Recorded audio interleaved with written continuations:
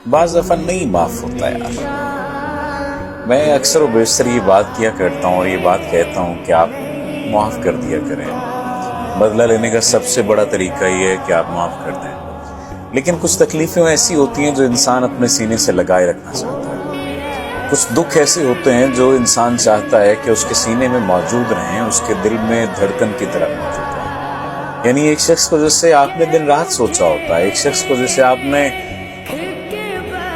मिलने के लिए जाने क्या क्या किया होता है, जैसे आपने पाने के लिए जाने क्या क्या खोया होता है। वो शख्स जब सामने होता है तो वो फिर आपका नहीं होता, या सामने हो तो आपका होता है और आंख से ओझल हो जाए तो फिर आपका नहीं होता। एक ऐसा अजीब दुख होता है कि वो अपने हुस्न को आप पर निछावर करता फिरे लेकिन मोहब्बतें कहीं और निछावर करे। एक ऐसा अजीब दुख है कि वो आपके लिए जानो माल लगाता फिरे लेकिन दिल ना लगाए। एक ऐसा अजीब दुख है कि वो मोहब्बतें किसी और से करे, ख्वाब और ख्याल किसी और के करे, देखे और बातें आपसे करे, आपको यकीन दिलाए कि आप उसकी जिंदगी में कुछ नया लेकर आए, कुछ नया करने के लिए आए और फिर आपके साथ मौजूद ना हो। कैसा अजीब दुख है। कुछ दुख मुझे लगता है कि इंसान के अंदर मौजूद होते हैं और वो अपनी ही सजा अपने आप को दे रहा होता है। वो ये समझता है कि वो दूसरे को माफ नहीं करेगा।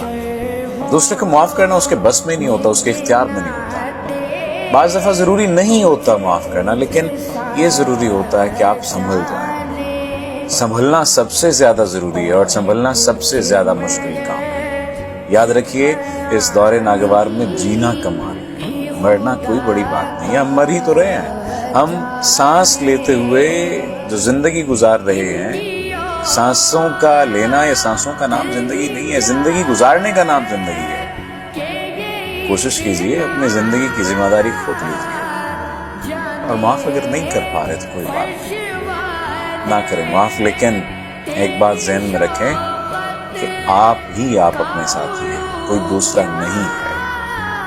और अगर कोई दूसरा होगा भी तो उसका कोई ना कोई मतलब वाबस्ता होगा आपसे। यकीन मान लीजिए, हो सकता है इस बात से आप इख्तिलाफ करें, लेकिन ऐसा है। जितनी जल्दी इस हकीकत को तस्लीम कर लेंगे उतनी जल्दी आपकी जिंदगी में आसानी